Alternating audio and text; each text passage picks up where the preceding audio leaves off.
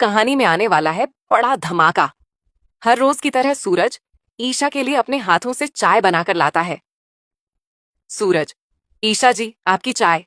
आज मैंने इसमें अदरक थोड़ी ज्यादा डाली है ताकि आपकी सारी थकान दूर हो जाए। लेकिन सूरज को जरा भी अंदाजा नहीं था कि अगले ही पल उसकी जिंदगी पूरी तरह बदलने वाली है। ईशा ने ऐसा सबूत देख लिया है जिसके बाद वह एक बड़ा और चौंकाने वाला फैसला लेने वाली है। अब अपने फर्ज को निभाते हुए ईशा सूरज को गिरफ्तार करने की तैयारी कर रही है। ईशा बिना मुड़े, सूरज, मैंने कहा था ना कि मुझे चाय नहीं चाहिए, और यह भी कहा था कि मैं दादा भाई के खिलाफ सबूत जुटाकर ही रहूंगी। सूरज मुस्कुराते हुए, आप अपना फर्ज निभा रही हैं ईशा जी, और मैं अपनी जिम्मेदारी। रही बात सबूत की तो आप ढूंढ ही लेंगी, लेकिन फिलहाल काव्या के बारे में सोचिए। उसकी आंखों का नूर खो गया है, हमें उसे वापस लाना होगा। ईशा और सूरज काव्या के कमरे में जाते हैं। काव्या खिड़की के पास बैठी शून्य में देख रही है। ईशा प्यार से काव्या के कंधे पर हाथ रखती है। काव्या, रिया बता रही थी कि तुम किसी शादी में नहीं जाना चाहती, लेकिन कब तक खुद को आरव की यादों में कैद रखोगी? जिंदगी आगे बढ़ने का नाम है। काव्या, दीदी, आप नहीं समझेंगी। जब आप वर्दी पहनती हैं तो आपको लगता है देश सबसे पहले है। मेरे लिए मेरा आरव ही मेरी दुनिया था। सूरज आगे बढ़कर, काव्या, आरव की यादें तुम्हारी ताकत बननी चाहिए, कमजोरी नहीं। हमने फैसला किया है कि हम तुम्हारे लिए अच्छे रिश्ते ढूंढेंगे। तुम अपनी जिंदगी फिर से शुरू करोगी। काव्या आंखों में आंसू लिए, क्या मुझे हक है खुश होने का भाई? सूरज, हक नहीं, ये तुम्हारा फर्ज है खुद के प्रति। सूरज दादा भाई के रूप में मिनिस्टर साहब के ऑफिस में दाखिल होता है। बाहर पुलिस वाले उसे शक की निगाह से देखते हैं, लेकिन उसके रसूख के कारण कोई उसे रोक नहीं पाता। मिनिस्टर, दादा भाई, कैसे आना हुआ? सुना है तुम्हारी पत्नी ईशा मेरे मामले में बहुत सक्रिय हो रही है। सूरज ठंडे स्वर में, मिनिस्टर साहब, कानून का काम कानून करेगा। मैं यहां सिर्फ एक शहर के नागरिक के तौर पर आया हूं। काव्या की शादी का प्रस्ताव है, क्या आप अपने बेटे के लिए विचार करेंगे? मिनिस्टर हंसते हुए, तुम्हारी बहन के लिए? देखते हैं, लेकिन अगर तुम्हारी पत्नी ने हद पार की तो मेरी पुलिस उसे नहीं छोड़ेगी। ईशा घर लौटती है और देखती है कि सूरज और काव्या कुछ कागजात देख रहे हैं। ईशा, सूरज, तुम मिनिस्टर साहब के पास गए थे? तुम्हें पता है वो लोग कितने खतरनाक हैं। सूरज, काव्या की खुशी के लिए मुझे नर्क में भी जाना पड़े तो मैं तैयार हूं ईशा जी। ईशा मन ही मन, तुम इतने अच्छे क्यों हो सूरज? अगर तुम वाकई वो दादा भाई हो जो जुर्म की दुनिया का बेताज बादशाह है, तो फिर मुझे तुमसे प्यार करने से क्यों नहीं रोक पा रहे हो? आईपीएस सागर ने ईशा को अपने केबिन में बुलाया है। मेज पर फाइलें बिखरी हुई हैं। सागर, ईशा, मिनिस्टर साहब ने शिकायत की है कि सूरज उनके घर आया था और उन पर दबाव बना रहा है। ये रहा गिरफ्तारी का वारंट। इसे ले जाओ और आज ही दादा भाई को सलाखों के पीछे डालो। अगर तुम नहीं कर सकती तो अपनी वर्दी उतार दो। ईशा आंखों में चमक और दृढ़ता के साथ, सर, वारंट दीजिए। आज सूरज का मुखौटा उतर जाएगा। या तो आज वो अरेस्ट होगा या फिर मैं ये वर्दी छोड़ दूंगी। सूरज और खुशबू भाभी काव्या को समझाने की कोशिश कर रहे हैं। काव्या अभी भी दुविधा में है। सूरज, काव्या, मिनिस्टर के बेटे का रिश्ता आया है। मैंने उनसे बात कर ली है। अब तुम्हें अपनी नई शुरुआत करनी ही होगी। काव्या, भैया, क्या आप वाकई चाहते हैं कि मैं उन लोगों के घर जाऊं जो समाज में आपकी छवि को गलत तरीके से पेश करते हैं? सूरज, काव्या, मैं क्या हूं? ये दुनिया नहीं, मेरा दिल और मेरा परिवार जानता है। तभी ईशा घर में दाखिल होती है। उसके साथ पुलिस की फोर्स है। पूरा घर सन्नाटे में डूब जाता है। ईशा सीधे सूरज के पास जाती है और उसके हाथ में वारंट थमाती है। ईशा, सूरज सिंह, आपको गिरफ्तार किया जाता है। मेरे पास पुख्ता सबूत है कि आप दादा भाई बनकर गैर कानूनी गतिविधियों में शामिल हैं। सूरज शांति से मुस्कुराते हुए, बहुत देर कर दी ईशा जी, मुझे लगा था आप कल रात ही आ जाएंगी। खुशबू भाभी, ईशा, ये क्या कर रही हो? तुम अपने पति को गिरफ्तार करोगी? ईशा, भाभी, वर्दी पहनने के बाद मेरा कोई पति नहीं है, सिर्फ अपराधी है। जैसे ही पुलिस सूरज को ले जाने लगती है, काव्या सामने खड़ी हो जाती है। काव्या, रुको। अगर मेरे भाई को ले जाना है तो मुझे भी ले चलिए, क्योंकि जो भी उसने किया है मेरी भलाई के लिए ही किया है। और सुनिए ईशा दीदी, आप आज वर्दी का फर्ज निभा रही हैं, लेकिन आप ये भूल रही हैं कि इस घर की नींव सूरज भैया ने अपने बलिदानों से रखी है। सूरज ईशा की ओर मुड़ता है। सूरज, ईशा जी चलिए, लेकिन जाने से पहले ये देखिए। सूरज उसे एक सीक्रेट डायरी देता है। इसमें उन सबका काला चिट्ठा है जो मिनिस्टर साहब के साथ मिलकर शहर में गंदगी फैला रहे हैं। मैं तो सिर्फ उन्हें बेनकाब कर रहा था।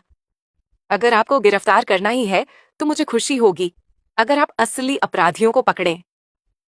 ईशा डायरी खोलती है और उसके चेहरे का रंग उड़ जाता है। उसमें मिनिस्टर के उन काले कामों का जिक्र है जो ईशा के सर सागर ने छिपा रखे थे। ईशा को एहसास होता है कि सागर उसे मोहरा बना रहा है। ईशा पीछे मुड़कर पुलिस फोर्स से, रुको, कोई भी सूरज को हाथ नहीं लगाएगा। ईशा के सामने अब एक नई चुनौती है। क्या वह अपने भ्रष्ट सीनियर ऑफिसर सागर के खिलाफ मोर्चा खोलेगी? क्या सूरज और ईशा मिलकर इस साजिश का पर्दाफाश कर पाएंगे? क्या आप चाहेंगे कि ईशा अब सागर के खिलाफ सबूत जुटाने के लिए एक खतरनाक अंडरकवर मिशन पर जाए? ईशा के हाथ में फाइल है और उसकी नजरें पुलिस फोर्स पर हैं। सागर गुस्से में लाल हो रहा है। सागर, ईशा ये क्या तमाशा है? वारंट तुम्हारे हाथ में है, उसे लॉकअप में डालो। ईशा निडर होकर, सर वारंट जरूर है, लेकिन इस डायरी में जो लिखा है वो आपके और मिनिस्टर के गठजोड़ का पर्दाफाश करता है। सूरज दादा भाई बनकर नहीं, बल्कि एक मुखबिर बनकर काम कर रहा था ताकि आप जैसे लोगों का सच सामने आ सके। सूरज धीरे से ईशा के पास आता है और उसके कान में फुसफुसाता है। ईशा जी, मैंने कहा था ना, आप आईपीएस हैं, अपनी अंतरात्मा की सुनिए। सागर हकलाते हुए, तुम मुझ पर इल्जाम लगा रही हो? ईशा, तुम अपना करियर दांव पर लगा रही हो। ईशा, करियर से बड़ा मेरा देश है सर। मैंने वर्दी पहनते वक्त जो वचन लिया था वो किसी भ्रष्ट अफसर की रक्षा के लिए नहीं, बल्कि सच्चाई के लिए लिया था। मैंने अभी के अभी कमिश्नर साहब को फोन कर दिया है, वो बस पहुंच ही रहे होंगे। इस गहमा घामी के बीच काव्या चुपचाप एक कोने में खड़ी है। उसकी आंखों में एक नई चमक है। उसने आरव की यादों से बाहर निकलने का फैसला कर लिया है। खुशबू भाभी, काव्या बेटा, सब ठीक हो जाएगा। सूरज और ईशा ने तुम्हारे लिए जो चुना है वो सही ही होगा। काव्या, भाभी मुझे अब समझ आ रहा है कि भाई ने ये सब क्यों किया। वो हम सबको सुरक्षित रखना चाहते थे। कमिश्नर साहब पुलिस फोर्स के साथ घर में प्रवेश करते हैं। सागर को अपनी गिरफ्तारी का डर सताने लगता है। कमिश्नर, सागर, ईशा ने मुझे जो सबूत भेजे हैं वो बेहद गंभीर हैं। अगर ये सच है तो तुम्हारी वर्दी भी जाएगी और तुम जेल भी जाओगे। सागर, सर ये सब एक साजिश है। ईशा, साजिश नहीं सर, ये न्याय है। सागर सर ने मिनिस्टर से पैसे लेकर सूरज को अपराधी साबित करने की कोशिश की थी। सागर को गिरफ्तार कर लिया जाता है, पुलिस उसे ले जाती है।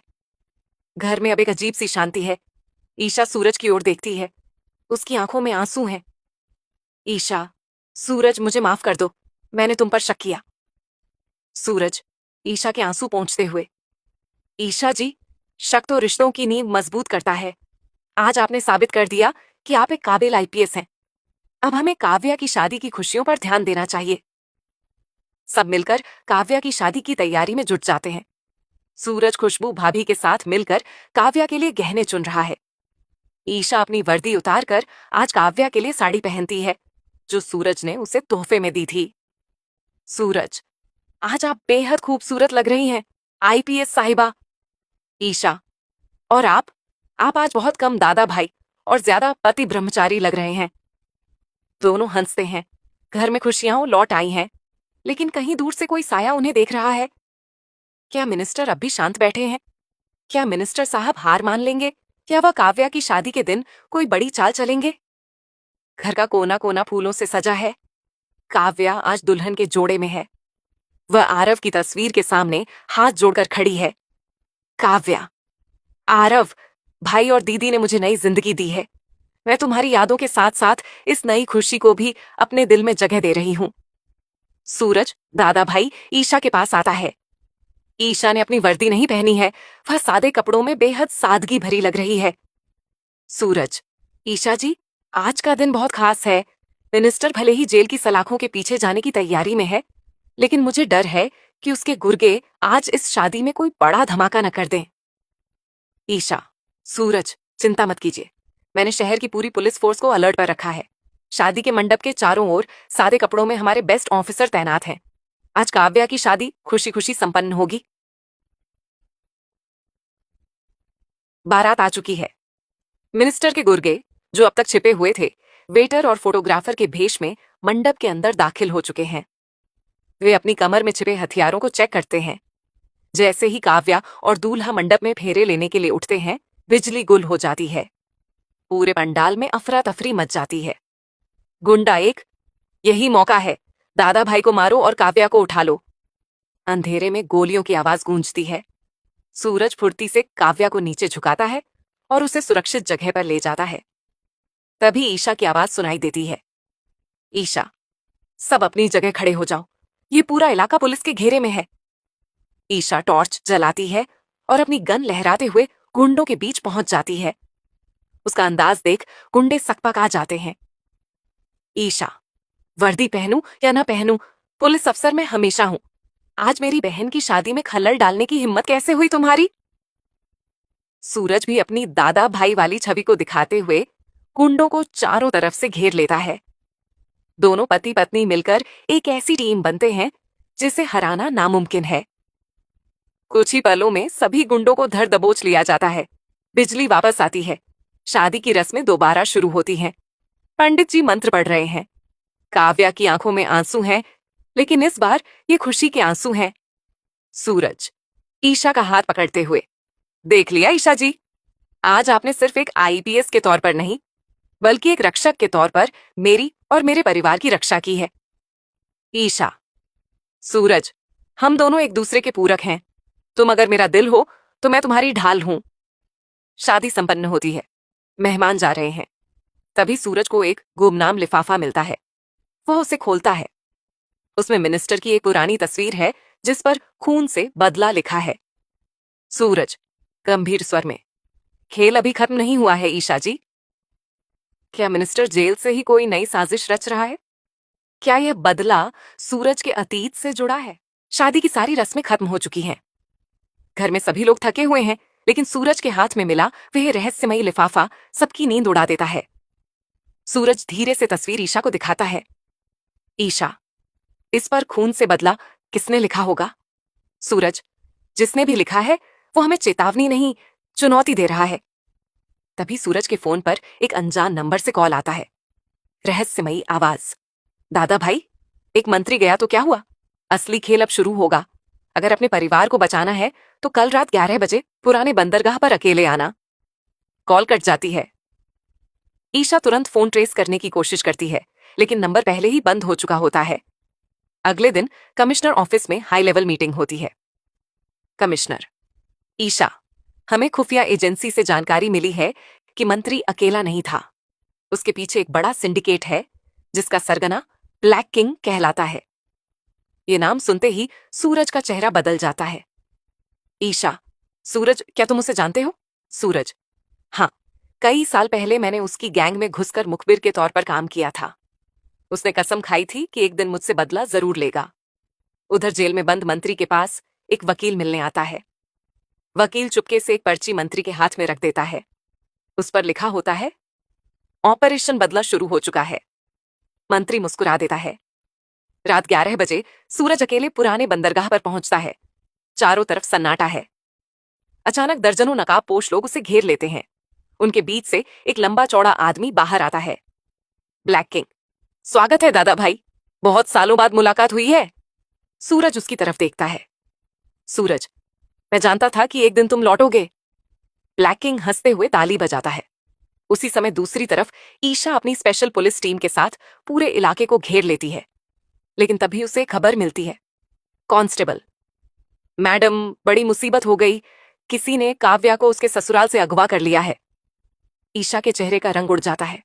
ब्लैक किंग जोर से हंसता है। ब्लैक किंग, दादा भाई, अब फैसला तुम्हें करना है। एक तरफ अपनी बहन काव्या और दूसरी तरफ पूरा शहर। किसे बचाओगे? सूरज की मुट्ठियां भींच जाती हैं। ब्लैक किंग की बात सुनकर कुछ पल के लिए पूरा माहौल शांत हो जाता है। सूरज, अगर तुम्हें लगता है कि मैं डर जाऊंगा तो तुम मुझे आज भी नहीं पहचान पाए। ब्लैक किंग, डर की बात नहीं है दादा भाई, यह सिर्फ एक खेल है और खेल के नियम मैं तय करता हूं। उसी समय ईशा के वायरलेस पर संदेश आता है, कांस्टेबल मैडम, काव्या की गाड़ी हाईवे की तरफ जाती हुई दिखाई दी है। ईशा तुरंत अपनी टीम को 2 हिस्सों में बांट देती है। ईशा, एक टीम सूरज के साथ रहेगी, दूसरी टीम मेरे साथ काव्या को ढूंढेगी। इधर ब्लैक किंग के गुर्गे सूरज पर हमला कर देते हैं। सूरज बहादुरी से उनका सामना करता है और कई गुर्गों को काबू में कर लेता है। लेकिन इसी बीच ब्लैक किंग धुएं का फायदा उठाकर वहां से फरार हो जाता है। दूसरी तरफ ईशा हाईवे पर एक पुराने गोदाम तक पहुंचती है। गोदाम के अंदर काव्या कुर्सी से बंधी हुई होती है। काव्या, दीदी, मैं यहां हूं। जैसे ही ईशा उसकी तरफ बढ़ती है, अचानक चारों ओर से गुर्गे बाहर निकल आते हैं। तभी पीछे से सूरज भी वहां पहुंच जाता है। सूरज, ईशा जी, आप काव्या को संभालिए, इन्हें मैं रोकता हूं। ईशा काव्या को आजाद कर देती है, जबकि सूरज गुर्गों को रोकने में जुट जाता है। उसी समय एक नकाबपोश व्यक्ति सामने आता है। वह धीरे धीरे अपना नकाब उतारता है। सूरज और ईशा दोनों हैरान रह जाते हैं। सूरज, तुम? वह व्यक्ति मुस्कुराकर कहता है, मुझे मरा हुआ समझने की गलती तुमने की थी, अब असली हिसाब शुरू होगा। सूरज और ईशा एक दूसरे की तरफ देखते हैं। उन्हें समझ आ जाता है कि अब तक जो कुछ हुआ वह सिर्फ एक बड़ी साजिश की शुरुआत थी। नकाब हटते ही सबकी आंखें हैरानी से फैल जाती हैं। ईशा, तुम जिंदा हो? वह शख्स हल्की मुस्कान के साथ आगे बढ़ता है। रहस्यमयी व्यक्ति, हाँ, और इतने सालों से सही वक्त का इंतजार कर रहा था। सूरज उसकी तरफ देखता है। सूरज, तुम्हारा मकसद क्या है? रहस्यमयी व्यक्ति, मकसद सिर्फ एक है, तुमसे बदला। ब्लैक किंग तो सिर्फ मेरा मोहरा है। इतना कहकर वह एक रिमोट निकालता है। अचानक पूरे गोदाम में सायरन बजने लगता है। ईशा, सब लोग बाहर निकलो, यहां कुछ गड़बड़ है। पुलिस टीम तुरंत काव्या को सुरक्षित बाहर ले जाती है। सूरज आखिरी बार गोदाम के अंदर चारों ओर नजर दौड़ाता है। तभी उसे एक लैपटॉप दिखाई देता है। वह लैपटॉप उठाकर बाहर भागता है। कुछ ही सेकंड बाद धड़ाम! गोदाम के अंदर तेज धमाका होता है। चारों तरफ धुआं फैल जाता है। बाहर पहुंचकर ईशा घबराकर पूछती है, ईशा, सूरज, तुम ठीक हो? सूरज, हाँ, लेकिन उन्होंने जानबूझकर सबूत मिटाने की कोशिश की है। सूरज लैपटॉप खोलता है। उसमें एक वीडियो अपने आप चलने लगता है। स्क्रीन पर ब्लैक किंग दिखाई देता है। ब्लैक किंग, अगर तुम ये वीडियो देख रहे हो तो समझ लो कि तुम मेरे पहले जाल से बच निकले हो। लेकिन अगला निशाना तुम्हारा परिवार नहीं, पूरा शहर होगा। 24 घंटे बाद ऐसा धमाका होगा जिसे कोई नहीं रोक पाएगा। वीडियो खत्म होते ही लैपटॉप की स्क्रीन पर एक नक्शा उभर आता है। ईशा ध्यान से देखती है। ईशा, ये तो शहर के मेट्रो कंट्रोल सेंटर का नक्शा है। सूरज गंभीर हो जाता है। सूरज, मतलब ब्लैक किंग का अगला हमला पूरे शहर को निशाना बनाने वाला है। ईशा तुरंत कमिश्नर को फोन करती है। ईशा, सर, पूरे शहर में हाई अलर्ट घोषित कर दीजिए, हमारे पास सिर्फ 24 घंटे हैं। दूर किसी अंधेरी जगह पर ब्लैक किंग टीवी पर यह सब देख रहा होता है। वह मुस्कुराकर कहता है, पूरे शहर में हाई अलर्ट घोषित कर दिया जाता है। मेट्रो स्टेशन, बस अड्डे और भीड़भाड़ वाली जगहों पर पुलिस तैनात कर दी जाती है। कमिश्नर कंट्रोल रूम में सभी अधिकारियों के साथ बैठक कर रहे हैं। कमिश्नर, हमारे पास सिर्फ 24 घंटे हैं। एक भी गलती पूरे शहर पर भारी पड़ सकती है। ईशा स्क्रीन पर मेट्रो का नक्शा देख रही होती है। ईशा, सर, ब्लैक किंग हमें गुमराह भी कर सकता है। हो सकता है असली हमला कहीं और हो। तभी सूरज को डायरी का एक पुराना पन्ना याद आता है। वह तुरंत अपनी अलमारी से वह डायरी निकालता है। डायरी के आखिरी पन्ने पर एक नक्शा बना होता है, जिसके नीचे लिखा होता है, जहां सच दबाया गया था वहीं से न्याय की शुरुआत होगी। सूरज अचानक चौंक जाता है। सूरज, ईशा जी, ये मेट्रो का नक्शा नहीं है, ये शहर के पुराने अंडरग्राउंड सुरंगों का नक्शा है। ब्लैक किंग वहीं छिपा है। ईशा तुरंत अपनी स्पेशल टीम के साथ सुरंगों की ओर निकल जाती है। दूसरी तरफ ब्लैक किंग अपने अड्डे पर खड़ा मुस्कुरा रहा होता है। ब्लैक किंग, दादा भाई, आखिर तुम यहां तक पहुंच ही गए। सूरज और ईशा सुरंग के अंदर प्रवेश करते हैं। वहां दर्जनों हथियारबंद गुर्गे उनका रास्ता रोक लेते हैं। अचानक सुरंग की दीवार पर लगी बड़ी स्क्रीन जल उठती है। ब्लैक किंग स्क्रीन पर दिखाई देता है। ब्लैक किंग, अगर मुझे पकड़ना है तो पहले मेरे इस भूल भुलैया से बाहर निकल कर दिखाओ। हर रास्ता मौत की ओर जाता है, सिर्फ एक रास्ता जिंदगी की ओर। इतना कहते ही सुरंग के 3 बड़े दरवाजे खुल जाते हैं। ईशा एक दरवाजे की ओर देखती है, सूरज दूसरे की ओर। तभी पीछे से काव्या की आवाज गूंजती है। काव्या, भैया, दीदी, मत जाइए, यह जाल है। सभी पलट कर देखते हैं। काव्या के सिर पर एक गुर्गे ने बंदूक तान रखी होती है। ब्लैक किंग की हंसी पूरी सुरंग में गूंज उठती है। ब्लैक किंग, अब बताओ दादा भाई, पहले दुश्मन को पकड़ोगे या अपनी बहन की जान बचाओगे? ब्लैक किंग, दादा भाई, 3 तक गिनूंगा। अगर एक कदम भी आगे बढ़े तो काव्या की जान चली जाएगी। सूरज, काव्या को छोड़ दो, तुम्हारी दुश्मनी मुझसे है। ब्लैक किंग, यही तो चाहता था मैं, कि तुम अपने परिवार के लिए कमजोर पड़ जाओ। तभी ईशा चुपचाप अपने वायरलेस पर संदेश भेज देती है। ईशा धीरे से, टीम 2 पीछे वाले रास्ते से अंदर आओ, किसी को भनक नहीं लगनी चाहिए। ब्लैक किंग का ध्यान सूरज पर होता है। उसी समय पुलिस की स्पेशल टीम पीछे से सुरंग में दाखिल हो जाती है। अचानक धड़ाम, एक फ्लैश ग्रेनेड फटता है। कुछ सेकंड के लिए पूरे सुरंग में तेज रोशनी फैल जाती है। इसी मौके का फायदा उठाकर सूरज दौड़ता है और काव्या को अपनी ओर खींच लेता है। ईशा गुर्गे को पकड़कर हथकड़ी लगा देती है, लेकिन ब्लैक किंग फिर से गुप्त दरवाजे से भाग निकलता है। भागते भागते वह एक फाइल नीचे गिरा देता है। ईशा फाइल खोलती है, उसमें कई बड़े उद्योगपतियों, नेताओं और अपराधियों के नाम लिखे होते हैं। सबसे ऊपर एक नाम देखकर वह चौंक जाती है। ईशा, ये कैसे हो सकता है? सूरज, क्या हुआ? ईशा, इस सूची में उस शख्स का नाम है जिसे 5 साल पहले मृत घोषित कर दिया गया था। तभी कमिश्नर का फोन आता है। कमिश्नर, ईशा, तुरंत मुख्यालय पहुंचो, हमें उस नाम के बारे में नई जानकारी मिली है। सूरज और ईशा एक दूसरे की ओर देखते हैं।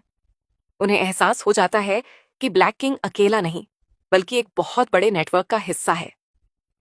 दूर किसी अंधेरी जगह पर ब्लैक किंग मुस्कुराते हुए कहता है, पहला दौर खत्म हुआ, अब असली जंग शुरू होगी। अगर दोस्तों ये अपडेट आपको पसंद आया हो तो वीडियो को लाइक जरूर करें